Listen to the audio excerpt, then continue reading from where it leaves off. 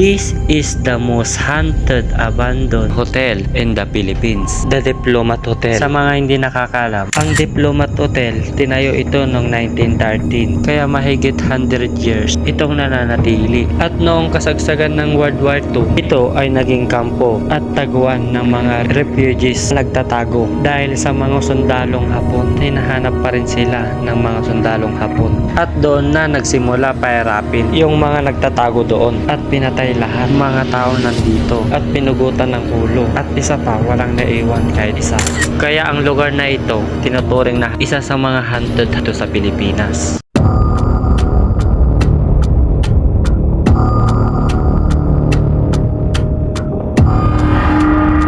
What's up mga kaibigan, nandito na tayo sa Diplomat Hotel para explorin bakit nga ba isa sa mga nakakatakot na lugar dito sa Pilipinas. So yun guys, nandito na tayo sa may gate at nakalock, bawal daw pumasok kasi may permit at hindi na daw matibay itong gusali. Kaya silipin na lang natin bawat bintana at libutin lahat. Grabe mga kaibigan, parang palabas lang pero nakakatakot. Bawal kasi pumasok hanggat wala tayong permit. Kaya tamang explore muna tayo dito sa mga bintana. Ito yung loob niya mga kaibigan, oh. Grabe. Tinambak na yung mga ibang gamit dito. Kaya hinarangan lahat bawat bintana dito. Tara sa kabila tayo. Isa din pala itong nasirang kubita. Wasak-wasak na din. Malinis pa naman dito sa loob guys, pero wala na din mga ibang gamit. Kaya hinarangan na lang nila yung mga bintana para walang makapasok na mga turista. Kaya tamang libot muna tayo dito.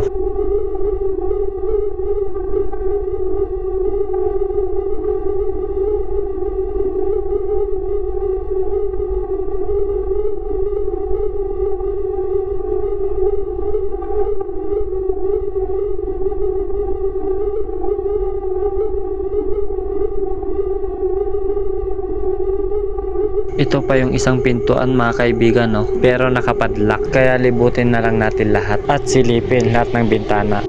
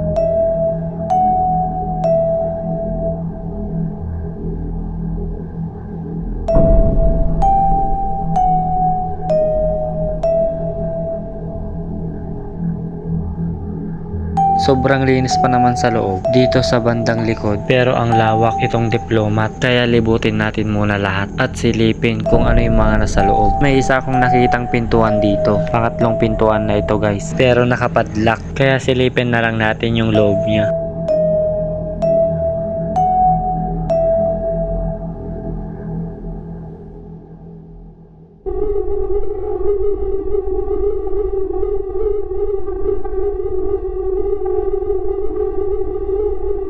Balik na tayo sa bandang harap guys, iba na yung pakiramdam ko dito sa Diplomat.